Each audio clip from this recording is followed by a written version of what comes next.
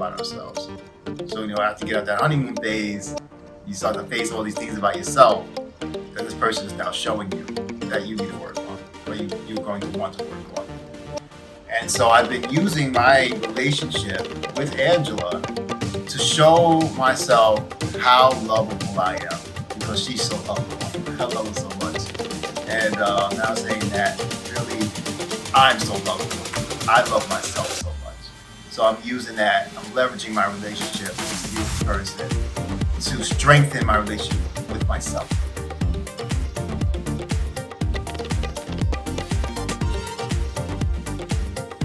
Hello everyone, welcome back to Balance That.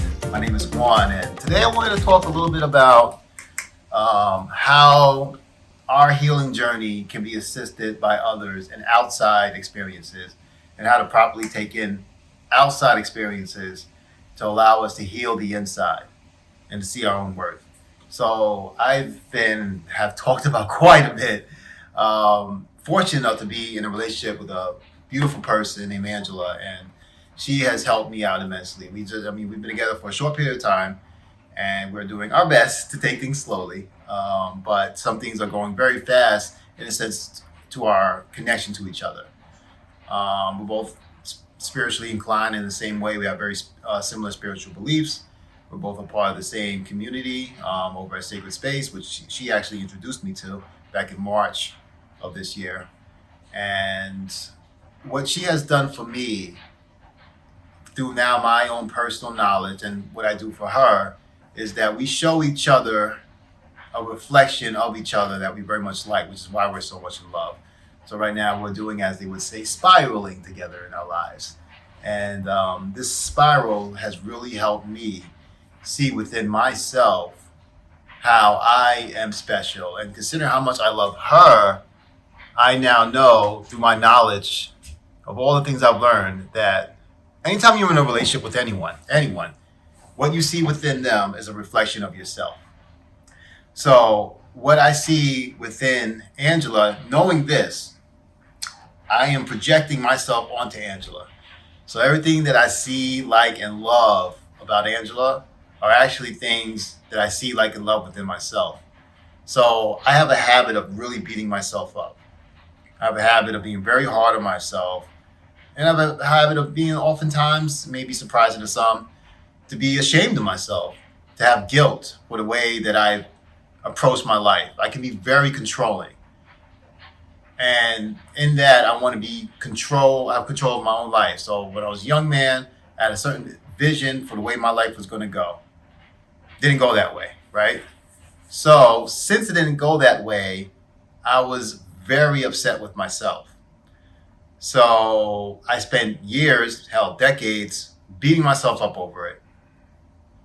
So now, with this new reality that I live in, which I've created through learning so much over these last several years about how the mind works, how spirituality works, how these different parts of ourselves can work within unison. Oftentimes they're split apart: the shadow, the ego, the true self, the persona, how we think others see us. All these different things can work in unison. I started to realize that I am okay and I am enough. And it's okay for me to love myself and forgive myself. So now with Angela, I see within her all the things that I love about her are things I love about myself. And while we're still probably very much in a honeymoon phase, maybe coming out of it a little bit now, even when we do have, fights or whatever, we're able to see that, okay, now we're projecting onto the other person things that we don't like about ourselves. So, after you get out that honeymoon phase, you start to face all these things about yourself that this person is now showing you that you need to work on, or you're going to want to work on. And so I've been using my relationship with Angela to show myself how lovable I am, because she's so lovable. I love her so much. And now saying that really, I'm so lovable. I love myself so much. So I'm using that, I'm leveraging my relationship with this beautiful person to strengthen my relationship with myself. And then when things get kicked up, that I don't like about her, or she doesn't like about me, or I don't like the way you did that. I don't like the way you approached that. Now I get to work on those very same things on myself. There's this practice that I've done in the past called Judge Your Neighbor Worksheet. It's made by Byron Kelly. You can find it on thework.com. I've talked about it on this podcast before, probably a long time ago. But basically, it allows you to approach a situation with a certain person that made you very upset. And you're holding on to all of that trauma, all of that rage, all of that judgment that you had against this other person in that situation, all that blame that you want to put on them.